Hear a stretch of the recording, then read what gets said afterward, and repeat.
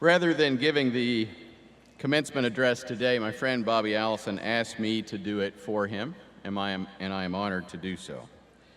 I will admit that makes me a little nervous because I want to do a really good job since Bobby has been a great friend of the university.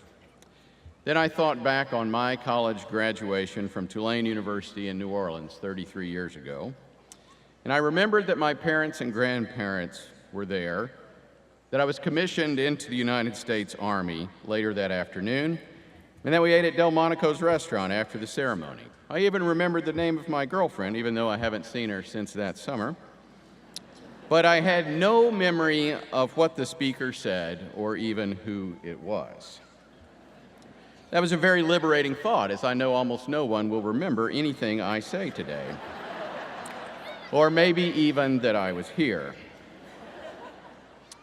With that thought, let me begin by sharing my theme with you, the importance of lifelong learning. Said another way, whether you continue your formal education or not, none of you should be finished learning. You can't be if you want to live fulfilling lives.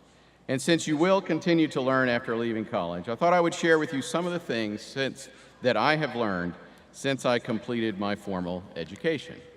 If you think some are funny, it's okay to laugh. They are my thoughts. You don't have to agree with any of them. Here we go.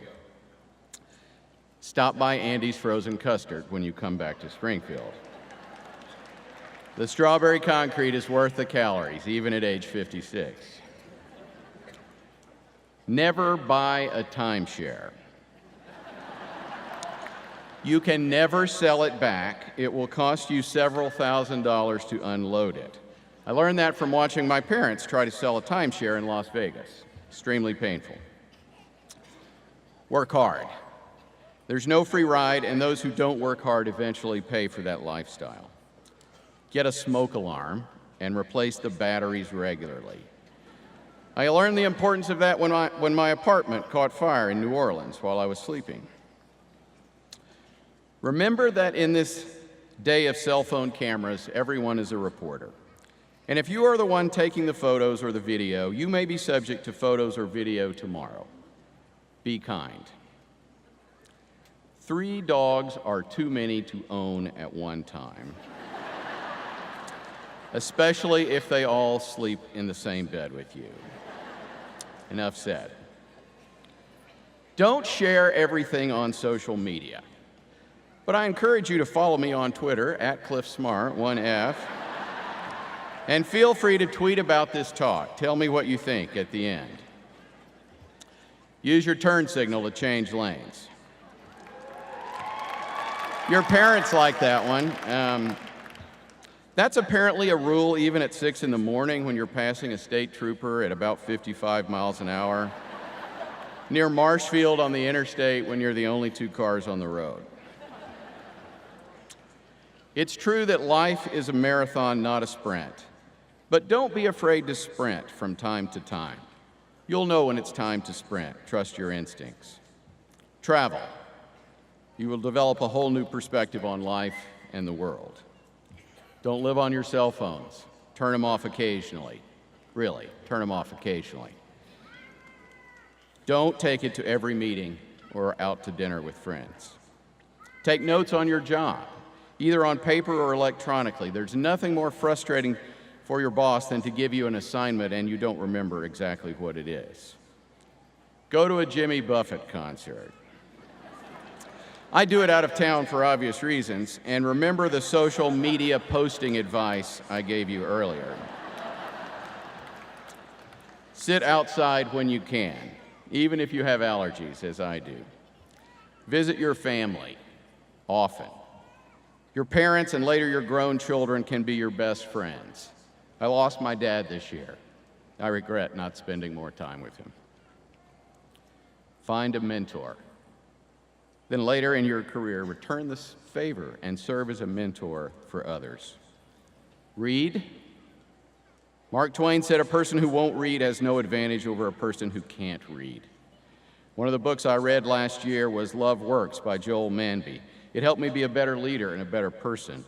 My favorite observation he shared is this: every time you interact with someone, you make their day better or worse. Try to make it better every single time. Don't be afraid of people that are different from you. Listen to music. In fact, listen to a lot of music, and at least occasionally listen to jazz.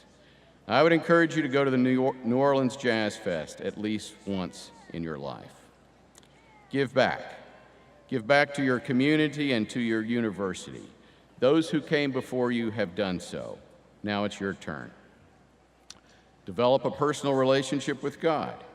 If you gave that relationship up in college, as I mostly did, you can restart it.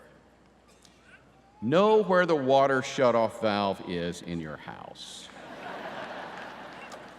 In fact, learn that as soon as you move in. I learned how important that was last year when our heater failed and pipes froze, then burst. See the glass as half full, not half empty. Be positive in tough situations, even when your pipes are frozen and your house is flooding. Listen to your spouse. He or she will almost always be right. My wife, Gail, wrote that one for me. Get things done. Doesn't that sound simple? But I sometimes marvel at people who achieve virtually nothing during a day. Judge the character of people by the way they treat their waiters and waitresses. Never lie about anything, no matter how small. Do something bold. Sometime in your life, do something really bold. Send handwritten notes of appreciation. Thank you cards, not e-cards, not emails, handwritten notes. Tell people you care about them, appreciate what they did or didn't do. They will notice you took the time to write a personal note. I received one yesterday from a student who is graduating, Melissa Stahlbaumer. It meant something to me. Perform at least one random act of kindness each day, and try to do it in a way that nobody else knows what you did. It should be your little secret. Don't procrastinate. I meant to tell you that earlier, but I put it off. Don't let great be the enemy of good, but don't let good be the enemy of great. Every once in a while, swing for the fences. You'll know when the time is right. Trust your instincts. Clean out your dryer vent filter at least once a week. And finally, be yourself, imperfections and all. Nobody likes someone who is fake, and over time, people can tell if you're genuine. Again, on behalf of Mr. Allison and the faculty and staff of Missouri State University, congratulations on obtaining your degrees, and good luck in the future.